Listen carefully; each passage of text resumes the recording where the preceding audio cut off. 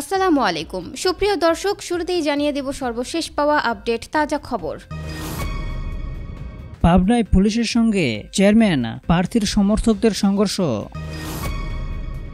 আর এরপরে থাকছে সরকার যেন উত্তরাধিকার নির্ধারণে উদ্গ্রীব, এবার যা বলল আব্দুর রব। সুপ্রিয় দর্শক, এতক্ষণ শুনছিলেন সংবাদ শিরোনাম, এখন শুনবেন বিস্তারিত। তার আগে কে কোথা থেকে এই ভিডিওটি দেখছেন সেটি নিচে কমেন্ট করে জানিয়ে দিন। আর এই ভিডিওটি আপনার বন্ধুদেরকে শেয়ার করে তাদেরকেও দেখার সুযোগ করে দিন। আর এই রকম নিত্য নতুন সকল ধরনের খবরাখবর সবার আগে পেতে চাইলে এক্ষুনি আমাদের চ্যানেলটি সাবস্ক্রাইব করুন। পাবনায় পুলিশের সঙ্গে চেয়ারম্যান প্রার্থীর সমর্থকদের সংঘর্ষ।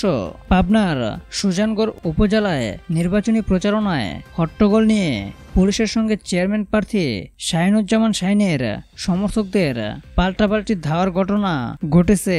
এতে 3 জন আহত হয়েছেন, যার মধ্যে 2 জন গুলিবদ্ধ।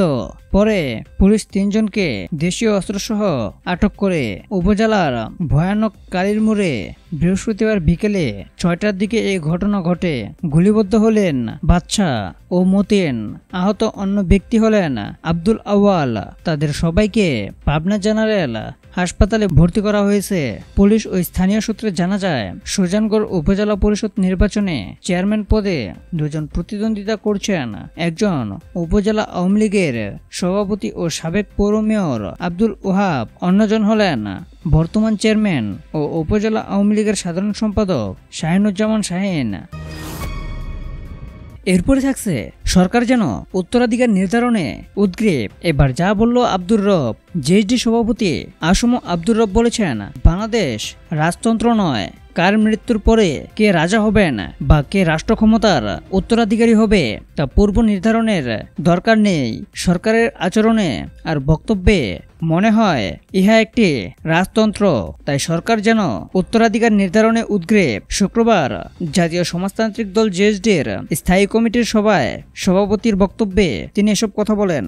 আসম আব্দুর রব বলেন, ক্ষমতার মুহে অন্ধ সরকার হয়তো ভুলে গেছে 71 সালে বঙ্গবন্ধুর অনুপস্থিতিতেই রক্তক্ষয়ী যুদ্ধের মাধ্যমে জনগণ বাংলাদেশকে রাজতন্ত্র নয় একটি প্রজাতন্ত্র হিসেবে কায়েম করছে। তাই রাষ্ট্র ক্ষমতায় কে আসবে তা কোনো বাম বা ডানের বিষয় নয়, তা নির্ধারণ করবে জনগণ।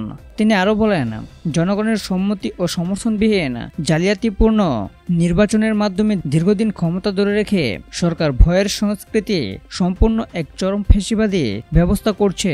বল প্রয়োগ করে আন্দোলন সংগ্রাম দমন করার মাধ্যমে শাসনতান্ত্রিক উপায়ে ক্ষমতা হস্তান্তরের পথ রুদ্ধ করে সরকার অঘোষিত রাজতন্ত্র প্রতিষ্ঠার যে স্বপ্ন দেখছে তা অচিরেই দুঃস্বপ্নে পরিণত হবে।